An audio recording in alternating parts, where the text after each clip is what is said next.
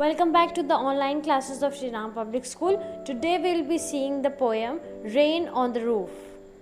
Today we are here to see the poem Rain on the Roof. It's written by Coates Kinney.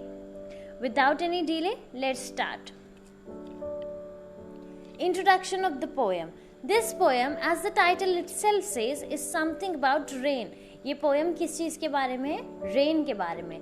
Poet बताते हैं कि उनकी rain से जुड़ी बहुत सारी मेमोरी है. जैसे रेन उनके रूफ पे गिरती है, उससे वो फ्लैशबैक में चले जाते हैं और अपने पास्ट की स्वीट मेमोरीज को याद करते हैं. So let us start without wasting our time. Introduction. When the sky is covered with dark clouds, it starts raining. Have you listened to the patter of the rain on the roof? जब भी बारिश होने वाली होती है, आसमान में काले बादल हो जाते हैं, क्या कभी आपने सुना है patter of the rain?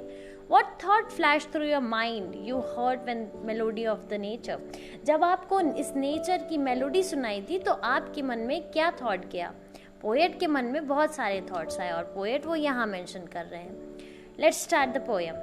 When the humid shadows hover, humid मतलब moisture containing, shadows किसको refer कर रहा है? Clouds को. तो जो moisture containing clouds है, जब वो hover कर रहे थे, hover means to move ahead, ऊपर, above head. If something is moving above our head, तो उसको क्या कहते हैं? Hover. When the humid shadows hover means जो moisture containing clouds हैं, जब वो हमारे सर के ऊपर मंडरा रहे थे, कहाँ मंडरा रहे थे? Over all starry spheres.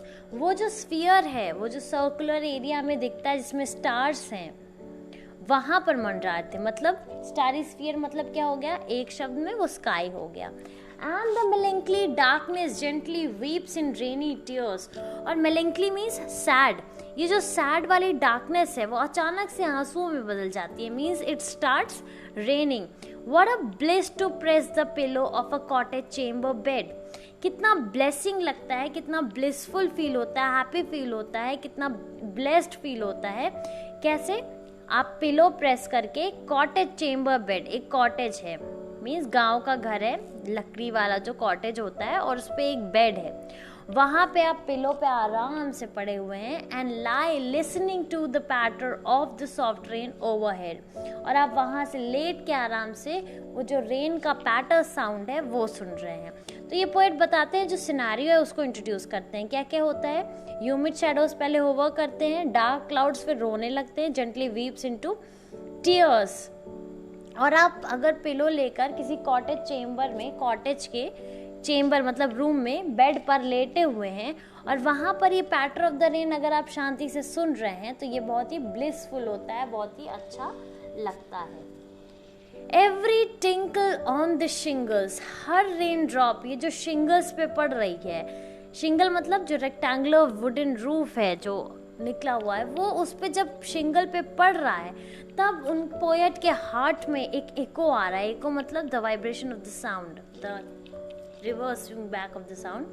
तो एक एको प्रोड्यूस हो रहा है पोएट के हार्ट में. And 1000 dreamy fancies. Fancies means dreamy fancies means जो ड्रीम्स हैं उनके, जो फैंसीज हैं जो वो इमेजिन करते हैं, वो सब इनटू बिजी बीइंग स्टार्ट. मतलब इस बिजी लाइफ में जब हमें टाइम नहीं मिलता है, उस बिजी लाइफ में जब हम ये पिलो प्रेस करके आराम से लेट के पैटर ऑफ द रेन सुन रहे हैं, तो वो सारे ड्रीमी फैंसीज, जो हमारी फैंसीज हैं, जो हमारे विशेस हैं, वो सारे अचानक से आने लगते हैं. And 1000 recollections. रिकलेक्शन मतलब री मीन्स अगेन, कलेक्शन मतलब पुरानी यादें. तो 1000 यादें जो हैं वो weave their air threads into the woof.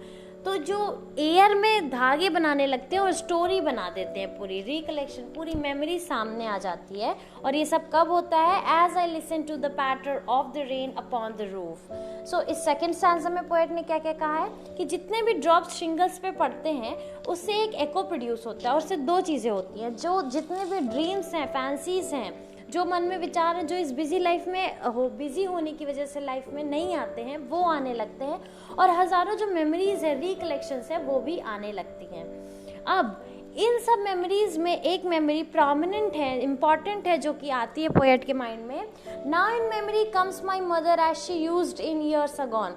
और इनकी मेमोरी में इनकी मम्मी की मेमोरी आती है और वो कैसी हैं, जैसे सालों पहले हुआ करती थी। To regard the darling dreamers ere she left them till the don.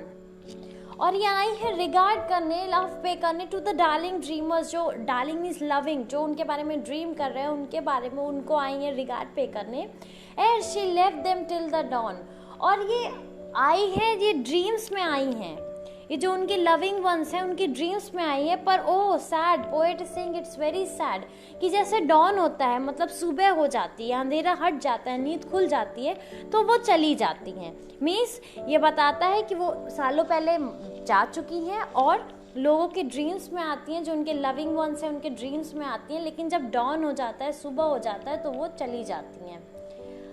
O I feel her fond look on me. और कहते हैं oh I still feel her fond, her loving look as she used to look upon me. I am still able to feel that as I listen to this refrain. और कह रहे हैं जैसे मैं इस दुख को व्यक्त कर रहा हूँ, मुझे याद है कि वो कैसे मुझे देखा करती थी। और ये रिफ्रेन कब, ये दुख कब वो व्यक्त कर रहे हैं, when he is listening to the patter of the rain, as I listen to this refrain which is played upon the shingles by the patter of the rain. और ये जो रिफ्रेन है, ये साउंड जो पैटर ऑफ द रेन है, इससे जो recollection हुआ था उससे उनकी मम्मी की मेमोरी आई और उससे इनको ये याद आ गया कि कैसे उनकी मम्मी अब सपनों में सिर्फ आया करती हैं, ओरिजिनल नहीं रह गई हैं उनकी मम्मी, क्योंकि उनकी मम्मी की डेथ हो चुकी है। These are the meanings. Humid means full of moisture containing, shadow means cloud, hove means something moving overhead. All these meanings you can refer to. This is the summary. Of course you can refer to and you can write it. This is the summary. He loves to lie in the bedroom and listen to, and in his memory comes his loving mother who put him to sleep. लेकिन जब सुबह होती है तो उनकी mummy फिर से चली जाती हैं। That's all about this poem. I hope you understood. Very easy poem it was. जब भी पैटर ऑफ द रेन है तो पोएट को मेमोरीज याद आती है, उनके ड्रीम्स याद आते हैं। उस मेमोरी में प्रोमिनेंट मेमोरी इनकी मम्मी है जो जिसका वो दुख व्यक्त करते हैं और कहते हैं क्या कहना चाह रहे हैं इस पोएम के थ्रू। थीम क्या है, मैसेज ये है कि आपको नेचर से कनेक्ट रहना चाहिए, कुछ इस बिजी लाइफ में खुद के लिए भी टाइम निकालना चाहिए, बैठ कर कुछ टाइम खुद को और अपनी मेमोरीज, अपने ड्रीम्स को देना चाहिए। That's all about this poem. Thank you so much. Have a good day. Stay home, stay safe.